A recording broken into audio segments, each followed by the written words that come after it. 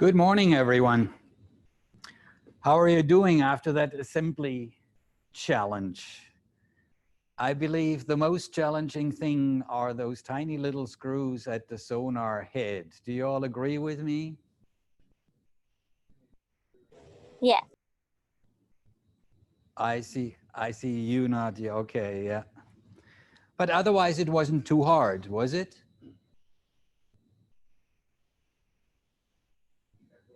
Yeah. Okay. Here is what I would like to see. Open your chat, that's the bottom part, and open the chat window, and each one of you who has finished the rover assembly just should type in yes. Oh, I don't have a chat window, so I cannot check. Are they coming up?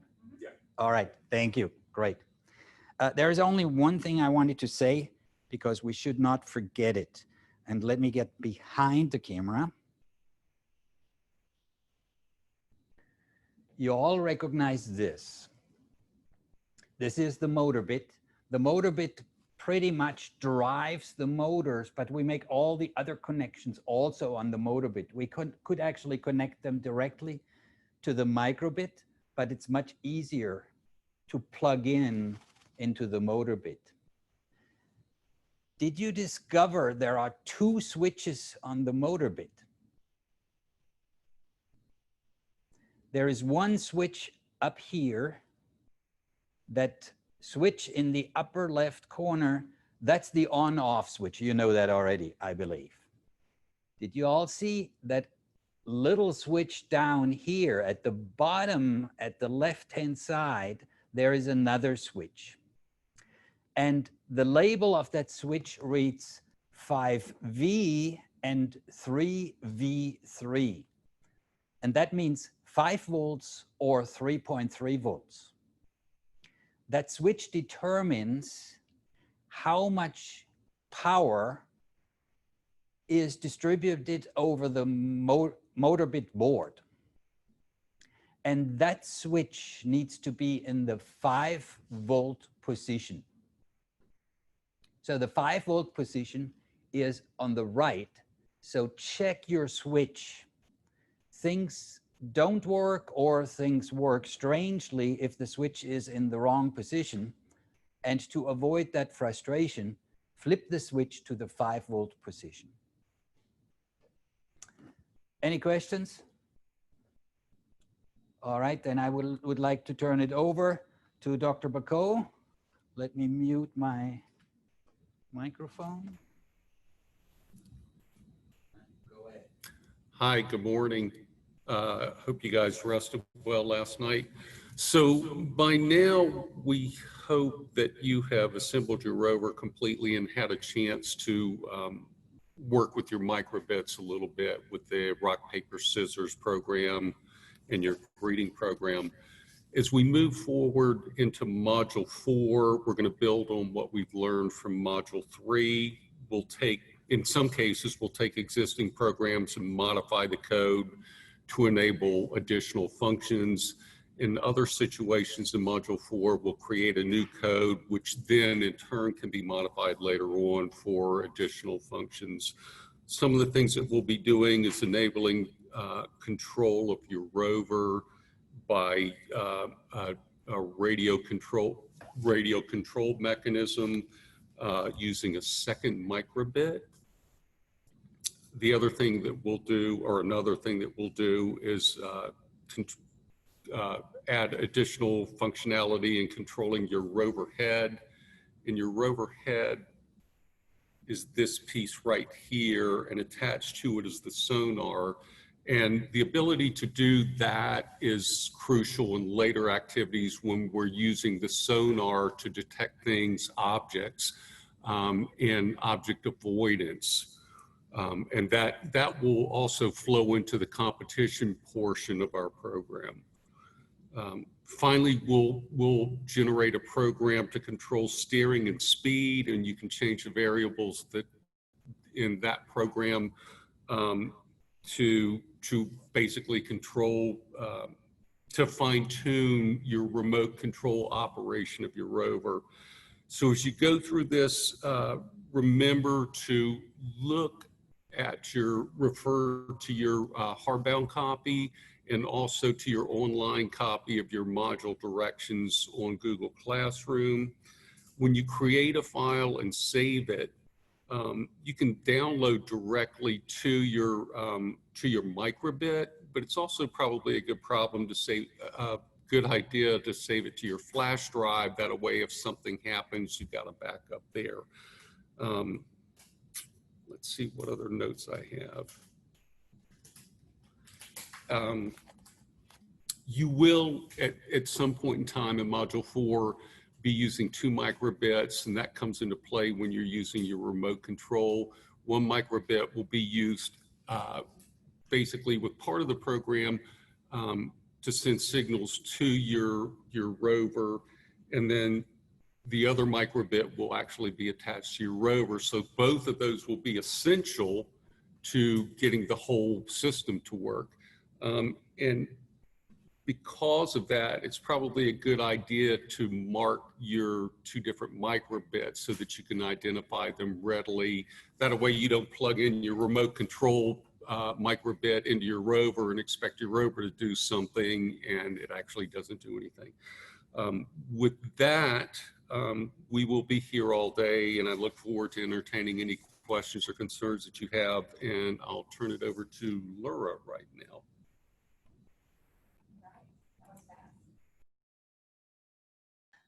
Good morning, everyone. First of all, we'll do some some office managerial stuff. Most of you have got your forms in. I sent you emails yesterday. If you still need to get those forms in, or you still need a copy to make sure you get it in, make sure you do that. I have not checked on assessments. I think most everybody that's here with us this morning have the forms. You've done the assessments, which is great, which means if you haven't already assembled or you're not in that process, you're getting there. I know that Michael and Bethany and Kaylin, Carter and Andrea, you're on the process of assembling. Did you get that done except for that one piece, or you kind of had to stop for right now? We had to stop because it was the piece that holds the motor, but I can come pick it up as soon as you're ready. Oh, awesome. We have it ready. So come on. It's in Dr. Marsh's building, the science building where we met that first time, just so you know.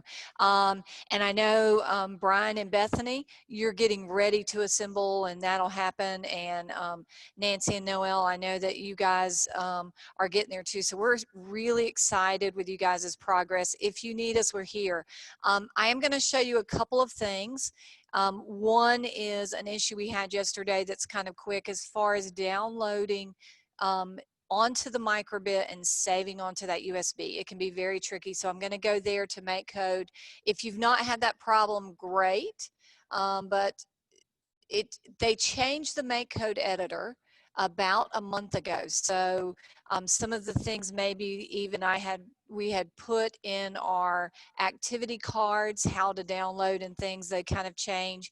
Make code's really good. I've gone in to do teacher workshops, and they've changed it over the weekend on me. I did one on a Friday, and by Monday morning they had changed some things on there. So they keep us hopping on our toes, but I'm gonna kind of go through that just really quick. So when you're in a project, this is called your homepage with all your projects. These will always be saved on your homepage, but it's saved by your device. So if you're sharing a device with someone else, let's say we have a pair and they're sharing the device, unfortunately, both of your programs are shared on this homepage. So if you want to know whose is whose, you may want to stick your initials in there so you know yours from your teachers or whatever. If you're sharing, there's several that are sharing one device. So just, it will be that way, and you may not know whose is whose on this homepage. So that's one reason we gave you a USB to save your project there. And that way too, if you're using a device that may not be yours, such as a teacher or a school supplied device, you will always have your own programs saved on your USB, so you will always have those. So You do, and you can save them. Can you see me? Oh, okay, there's your USB. So you want to save it to there. But most of all, you want to get it saved to that microbit. And one of the new features, so I'm just going to go into a program here on mine. One of the new features that MakeCode did was that you used to have to download. I know when I did with teachers, you had to download it and it would go into your download file, or if you had your computer set up to automatically save into a particular file. I have one on my computer, I just call it microbit programs, that I save into. But so when you hit the download button now, let's see what happens on mine. It's not, I do not have my microbit cord hooked up. So it asked me to download again, but notice that it came up here. It did put that into a download folder up, and for some reason, let me see, in the bottom corner, and it's hard for you to see, well, maybe you can see it on my share screen, my mute's there, but so right here lets me know that it did put it in my download. So when I go into my file, and again, if you're using an iOS, it may go into, it'll look a little bit different than mine. I'm using just a Windows PC.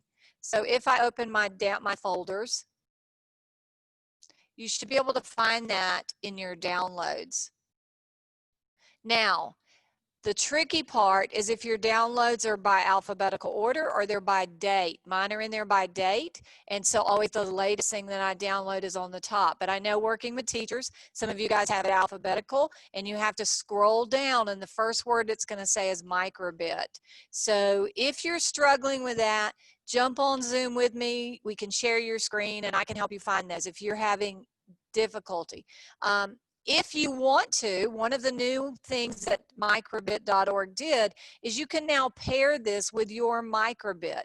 So it gives you the option of downloading to your microbit. It won't do that unless you pair it with your microbit. So if you stick your microbit with your USB cable into your computer and you hit pair device, it's going to put this screen up, and you click pair device, and you're up. Didn't want to. There we go. Let's see if it shows up now. There we go. Now my microbit showed up, and it automatically has paired with that. And sometimes it'll pop up letting you know that you've plugged in your microbit. So I hit pair device, I click on this and hit connect. And now my microbit's paired. So now when I go back to this, all I have to do is hit download to microbit, and it automatically will download to your microbit, which is great. You want to do that because that's how you have to use your microbit. But please don't forget to do the step with uploading it to your USB. So to get it uploaded to your USB, it's still downloading. Sometimes microbit.org will kind of have a glitch. I wanted to call it something else, but I won't. But it'll get kind of caught. Sometimes you just have to log out or just click out of microbit.org and come back in, because sometimes it just gets a brain cramp, so to speak. Okay, so it's on my microbit, but now I want to get it on my USB, so I'm going to hook up. I don't know what I just did. There we go. I lost everything on my screen. There we go. Okay, so now I'm going to stick my USB in my computer in the US port where I had the microbit. And to put it in on your USB, I find that it's best to hit the save button here. So if you hit the save, and sometimes it may go in your downloads, sometimes it will ask you, okay, so when my downloads, so I'm going to open that download folder, or actually scroll till I find my USB drive, which is E here. And then if I open my download folder, and here it is, you drag and drop it into that USB drive, just like we had to do with the microbit. And so there it's loading onto my USB. So that way you always have it saved. The reason that's important is now that you got your rover together, the first test you're going to do is the propulsion test, and you have to do way more coding. So then when you get to the next activity or assignment, you use the same code. So now I'm going to show you, I've got that on my USB, and I'm going to go back to my home page.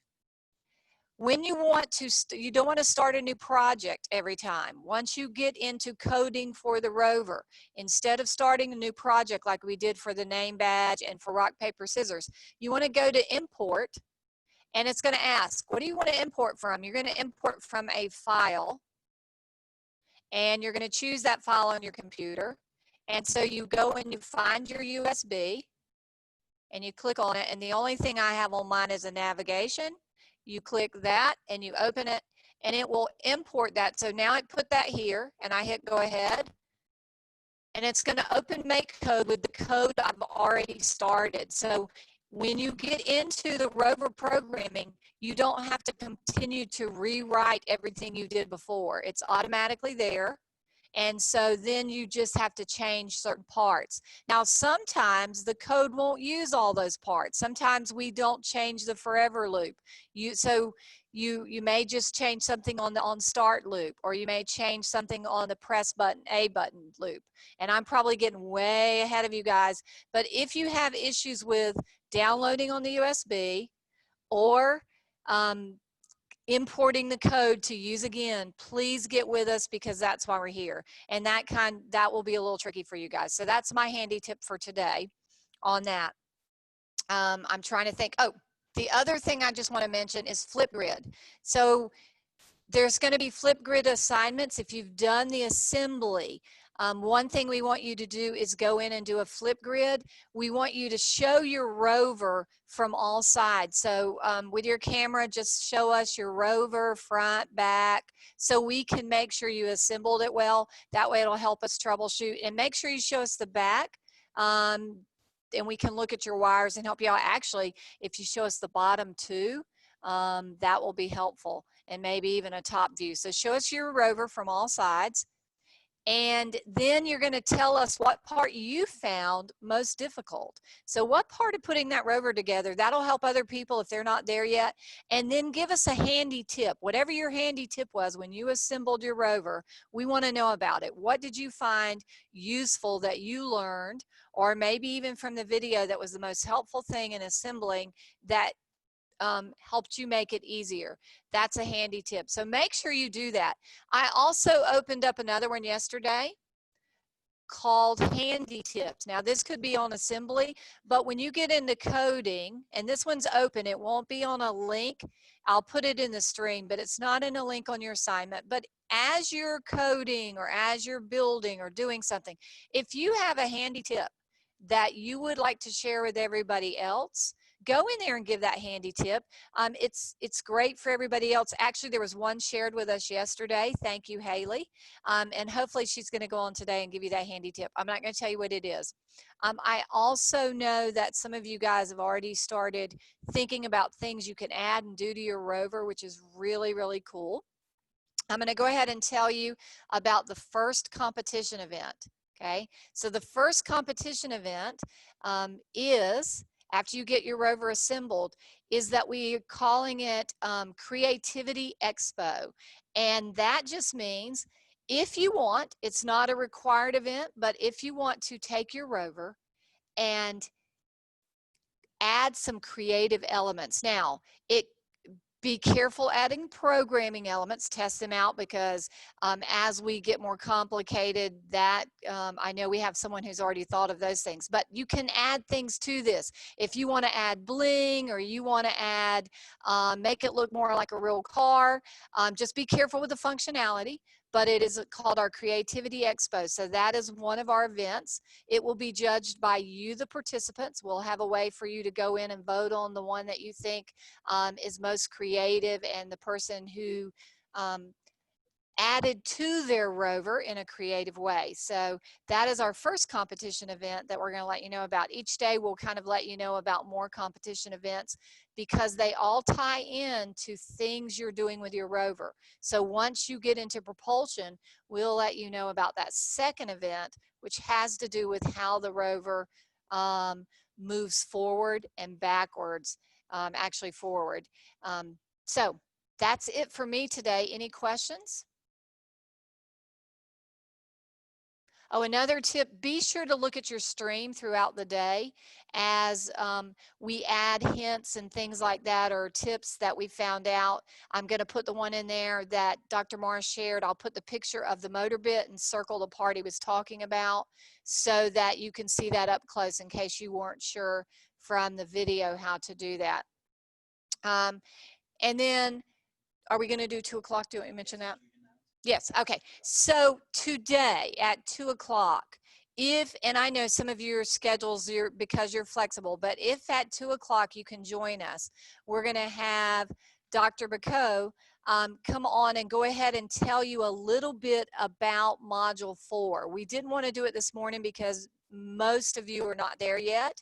Some of you are getting there, but we didn't want to get too far ahead of ourselves. So at 2 o'clock, we're going to be live talking about Module 4. In case some of you decide to get into it over the weekend, you'll have those little hints and tips to kind of help you with Module 4. Any questions before we go today? Anybody want to share anything?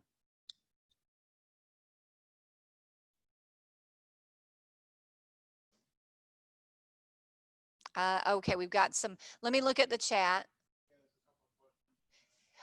Linda, yes, you can still do it the old way and drag and drop it onto your microbit. Yes. Oh, good. Yes, Andrea, and that was what we found out yesterday. If you're working in Chrome, and she's got that posted, you can change your browser settings to say where you want it to go. And it said, are we allowed to make frames for our rovers, or do you need to? No, you can cover up the components. Nancy or Noel, whoever's answering that, just make sure, and you may find that if you've added things to your rover, be careful with the wheels and the functionality. But can you add stuff over here? Absolutely, yes. If you want to cover up the inner workings of the rover, you know, again, I will give you a hint. This needs to be able to see from side to side. So just be careful with that. But yes, and that's one reason we want to let you know about that contest. So you have the weekend, you can add stuff to your rover if you would like to make it more personalized. So good question there. Yes, Linda, we're going to record what we do at 2 o'clock. So if you're not working or can't make it, I know you're traveling some today, we will record our 2 o'clock session and post it as well. And, oh, all of our events, as far as for the competition, will happen next week. Oh, yes, thank you. All of our events will happen next week. On the creative one, though, Michael, we will probably have you guys have that posted for us by next Wednesday, so that, and we'll have you post a picture, and then we'll have everybody go in and be able to vote. And it'll either be through Flipgrid or through like a Google form. So everybody will vote on each other's. So that one we'll have to have by Wednesday. Our competition will be Thursday or Friday. Again, we're still kind of working on that. And as soon as we know exactly what that's going to be, we are looking at trying to make it one day, and we're looking at Friday because we have a lot of teacher friends that have Fridays off, so that it will be very friendly for you guys on that. And any other questions? So you can start fixing. Oh, and then Dr. Bacot said another helpful thing for when you are saving that file, rename it if you need to. When you rename your project, every time, and the directions tell you to rename it, you can obviously put whatever name you want, but make sure you rename it, because if you, you know, don't, you will lose what file it is. Whoops. Sorry. All right, any more questions? Okay, y'all have a happy day. Those of you who haven't assembled rovers, I can't wait to see what they look like. And those of you moving into propulsion test, let us know. We will probably do a Flipgrid, just very simple, having you film some of that propulsion. So look for that as well. Just you can use your phone maybe for that and get on Flipgrid. If you can't, maybe turn your camera. If we find that's difficult, we may try that with our computer today here and see how difficult that is. But just to kind of see, or take a picture of what that looks like. If you need any help, we're here all day. Bye, everyone.